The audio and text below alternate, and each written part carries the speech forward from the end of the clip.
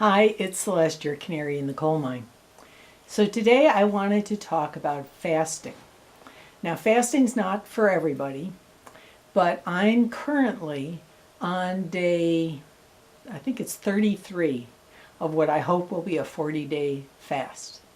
I'm only drinking water with some vitamin powder and some mineral drops in it, and something to keep my bowels moving. I've been grinding up a celery stalk in the water with my Vitamix occasionally, like once a day. So I just wanted to record this as a testimonial to show you that I'm still alive. I'm not in bed moaning. Things are going pretty well. Now, part of it is because I've been a vegan for 7 years. So going into this fast, I already had a pretty clean body. About 20 years ago, I did a 21-day fast where I had been eating the standard American diet up till that point, and the first days were definitely rough because I was getting so much of the toxic food out of my system at that point. Whereas this time I don't have as much in my system. So my first few days were mostly about me dealing with my cravings for food. They weren't really hunger, they were mental. They were like, I just would go to the refrigerator and look inside and say, oh, I can't have any of this stuff, so it was all mental. But once you get through the first few days, the hunger, the actual body hunger, just goes away. And now I'm beginning to understand what I've read where they say sometimes when you think you're hungry, you're actually thirsty. Because I've been finding throughout this whole thing that whenever I feel like I may be getting hungry, if I just go take a big glass of water, that goes away for another several hours. So it wasn't really hunger that was happening. This is completely normal that your hunger goes away after a while. And I want to talk about this whole idea of like, why am I doing it? Well, so why am I doing it is because it's a way to do house cleaning on your body. When you don't eat, then your body has a chance to use all of its energy to do repair and maintenance activities. And it gets a chance to use up the fat that you've stored on your body because that's why it's there. Your body has two systems to create energy. One is the glucose system that we use all the time. We eat something, we get energy, we use the energy. And the secondary system is the fat system. That's why you've been storing the fat on your body, is so that in the lean times you have a reserve. And then when the body doesn't have food coming in or has an inadequate amount of food coming in, it switches over to burning off that fat. And although I can see the fatty deposits on my body getting smaller, they're not completely gone yet. They're close to being gone, but not completely gone. So I know I still can go for a little while longer. And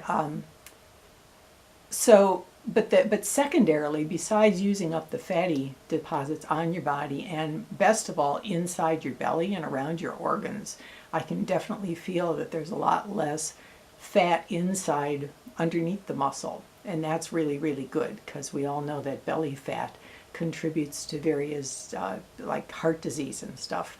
So, but the secondary thing that happens is once the body kind of is using up all the fat, then it says, well, what else can I burn? What else can I get rid of? And it looks around for damaged and diseased tissue or dead tissue. And it says, oh, I can throw that into the fireplace because I don't need that anymore. So it's a way to clean up your system too. Now, in today's food environment in America, very few people are actually underfed in any significant way. They're usually all overfed. That's why we've got so much obesity. And we don't have lean times anymore. We used to have feasts and famine. When the harvest came in, we had a lot to eat. During the middle of winter and into the early part of spring, we didn't have very much to eat. We were eating the carrots and potatoes that were stored in the root cellar, but there wasn't much else. There wasn't anything green growing, at least in the northern climates. And so the body used to routinely go through this cycle of put on some weight and then burn it off in the winter and early spring, and then put it on the next year and then burn it off again. We don't have that happen anymore. There's food everywhere you look nowadays. And so the body doesn't get the chance to do that housekeeping and burn off process anymore. So I'm doing it deliberately. I'm just choosing to do it. And I wanted to record this while I was actively doing it to show you that I'm like not in bed and I'm not suffering. And we have this image, especially Americans have this image that if they went for a few days without food, they'd be like in bed and on the verge of death, and it's just simply not true. The symptoms that I've experienced are I had a very metallic taste in my mouth for the first few weeks, and it's gotten less and less. It's not completely gone. So that's something coming out of my body. And the other major thing that I've noticed is I don't have as much strength as I might otherwise have. When I do my strength training exercises, I can still lift as much weight as I would normally, but I can't do as many reps. So I'm a little bit slowed down, but I'm not totally incapacitated. I think it might be really hard if I had a job outside the home that was very high stress to have enough energy to do that, but I don't. I work from my house and I can kind of pace myself. And so I'm not really experiencing much difficulty with this.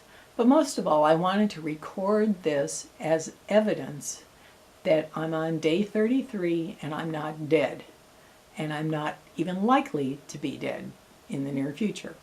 So I don't know if I should call this one a health tip at all. This is more like I just wanted to show you something. Because we're too afraid. I mean, we're feeding kids snacks in schools nowadays because they can't make it from breakfast to lunch anymore, and so many of them are overweight and we're still feeding them. I mean, this is craziness when we know that being overweight and overeating and eating the wrong foods leads to disease. So, as usual, I want you to get well and stay well. Thanks.